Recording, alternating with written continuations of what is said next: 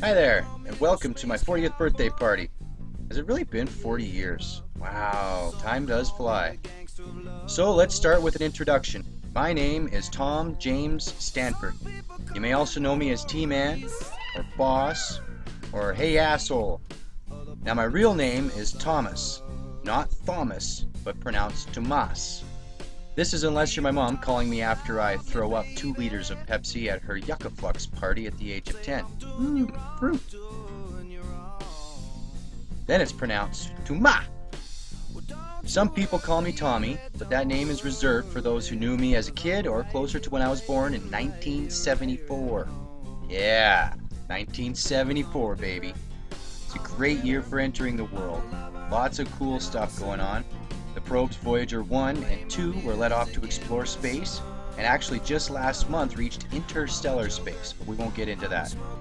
Elton John, Leonard Skinner, Joni Mitchell, and Canada's own Rush were all making their way to the top of a new rock and roll era. The world was hitting the 4 billion mark.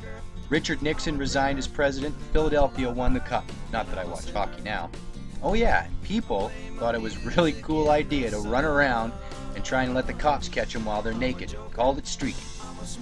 And in the late morning of July 26, 1974, I made my way into the world. A 10-pound bouncing baby boy. Yep, there I am. That's what I looked like when I first got out. By the time my mom got to see me, I was about 14 pounds. She didn't get to see me for some complications, but this is a picture of the first time that we saw each other. By that time, I was the size of a moose. Here's me and my old man. His name is Thomas with an H. Notice how the H kind of just makes it sound a little more... He calls himself Tom as well.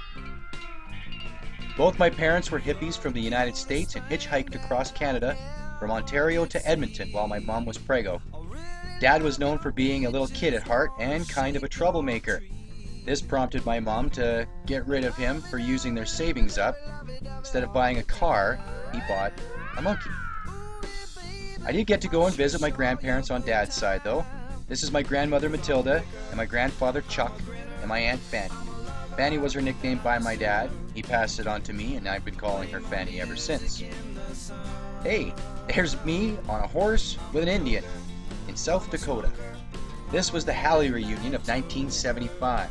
Yep, I am related to Sir Edmund Halley. You know, that dude that predicted Halley's Comet would come around every 72 years and a whole bunch of other really cool stuff you never get to hear about. I'm also related to Lady Godiva, and related to this dude. Oh, wait, nope, not that dude, never mind. Anyway, after my mom and dad split, it was mostly me and her. She eventually did hook up with a guy by the name of Willie. They got married, and I think this is where I might get some of my wild side from. I remember going snowmobiling with them and going to Klondike Days, and I even had my own snowmobile. But something happened, and it was just me and her again. I started school and even got into acting. As you could see, the leading role was mine. My mom always did the best she could for me while I was growing up. I played hockey for a while, even though I sucked at it. She would take me to the States at least once or twice a year to see her dad, Robert, and his wife, Marie, whom I called Pop-Up and Marie, Princess Marie. They all lived around the ocean, and I was able to handle boats and waves back then like nothing. I didn't get seasick. Here's a picture of my late grandma. I remember her as the sweetest lady in the world. 35 years later, she still holds that record in my heart. It wasn't always me and Mom, though. From time to time, she would let a man slip into her life, and they would adore me and teach me things like how to ride a horse, even though I've been doing it for years, or rope a steer, which I wasn't really interested in, or some taught me how to play guitar. But eventually, it came down to the fact that we were a package deal, and if they wanted to love my mom, they had to take me along as well. She was very sticky about that. Back in the 80s, it was an uncommon thing to accept, so it was just usually me and her. She always protected me. This is a picture of me on my first and last day of kindergarten. See, I found a razor in the bathroom that the janitor left and tried to shave with it. I cut myself really bad, and Mom took me out of that school, and I went straight into grade 1. She always did her best. Like the year I wanted to dress up like the guys from Kiss. See, this was her best. I had pets while growing up, and I even had a Superman belt buckle. As the years passed, Mom said it would be a good idea for me to go and see my dad. Up until this picture, I never even knew what he looked like. Mom would let me actually talk to him on the phone from time to time before this, but I always thought he was Indian. I don't know, maybe it was the accent. I was 11 when we first met. Mom dropped me off at his place for 3 days. He'd been living back closer to their home in Massachusetts. We went fishing and went swimming a bunch. This is where I learned my dad could be a lot of fun. That's us diving off the bridge in Clinton, Massachusetts. His favorite memory from this trip was on the way home from fishing. I was tired, laid my head on his lap, went to sleep for the ride home. I think one of my favorite moments was meeting this little one. This is my sister, Rainey Maple Stanford. I didn't get to see her again for almost 2 years. That time, we watched Care Bears the movie more than 30 times. Also that time, my dad and I were busy too. What's this thing, you might want to ask? Well, yeah, it is, and it looks like a bomb. We made it out of flash powder from firecrackers. Then we put it in a rocket. Let her rip. Here we go, packing them up and heading towards the Boston Reservoir. 3 out of 4 were very successful. The 4th one, long story. Time kept chugging along as it does, and so did school.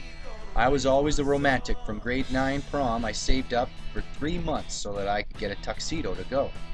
It's also the year I started to grow my most precious possession of all time. Yes, my mullet. Business in the front, party in the back. I got good at sports finally, and played what I could of club volleyball and high school football. Got good at football. At some point in my high school career, though, I was expelled for allegedly rigging up my vice principal's car to, never mind. Anyways, that year, I went to go visit my dad again. When I came back, Mom thought it would be pretty cool for me to finish school, but before that, we would take a cruise together. This is where I first started to wear the ultimate in swim gear. Yeah, there's my Speedo. When we got back, she did get through to me during the cruise and said it's time to graduate.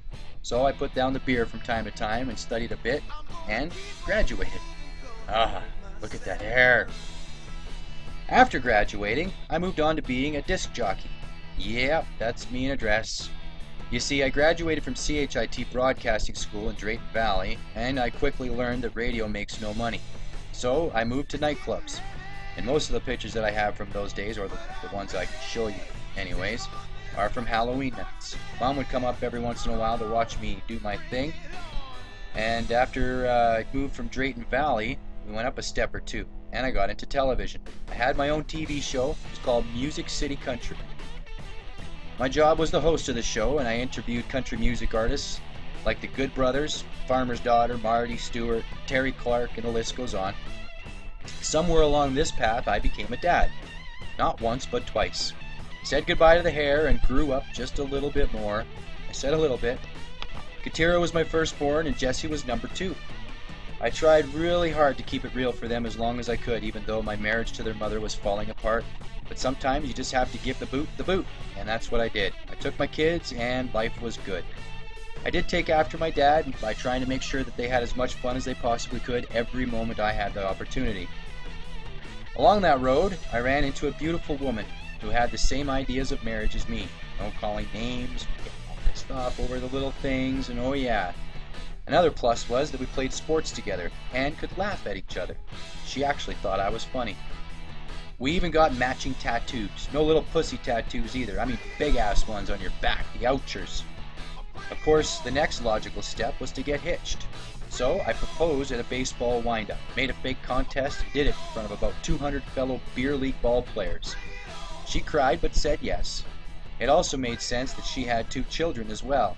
Enter 2 more kids in my life, Darby and Jordan. Darby and I hit it off almost right away. She learned that I could be a lot of fun, but I could also mean business when I had to as her father. A good smack on the ass with a dustpan proved that to her one day, early on. But it wasn't long before she started calling me Dad instead of Tom. When she did it for the first time, it was as if I had seen her born into my life, just like Jessie and Katira. I married Shauna New Year's Eve 2007. It was a great wedding and a party much like this one. I had a band show up for it. My sister Rainey and her man Mike came up, and even my dad came up. Altogether, it lasted till about 5 a.m., and my best man Kelly had a very, very good time. Sean and I sat down one night after that and said that we weren't getting any younger, and if we were ever going to have another child, it should be soon. So we had sex, and the next day she was pregnant. Super sperm, I called it. We named this one Nova Ripley Willa Fayette Stanford. Yeah, say that again. Nova Ripley Willa Fayette Stanford. Poor kid, her driver's license is going to be a mess. And actually, just to prove my point about that super sperm thing, when she came out, she looked just like me. Not just a little like me, but I mean, we call her my mini-me with a vagina. Her attitude takes after me in some ways. Nova is the last, I'm afraid, though. The baby factory for this stallion is officially closed. Trust me, after Nova, I don't think I want any more kids. I think I got it just right. Oh, wait. I do have another little special person in my life. Her name is Nana, a cutie from the Dominican Republic. With the company I work for, Spruceland Millworks, there's the plug, I go to the DR every year to help build houses for poor people. This little girl and I have been friends ever since my first visit. Shauna and I make sure to take care of her and her family with whatever we can, when we can. So, the kids are well, I got a job, I'm married, and I still know how to have a lot of fun when I want to. For 40, I still don't know it all.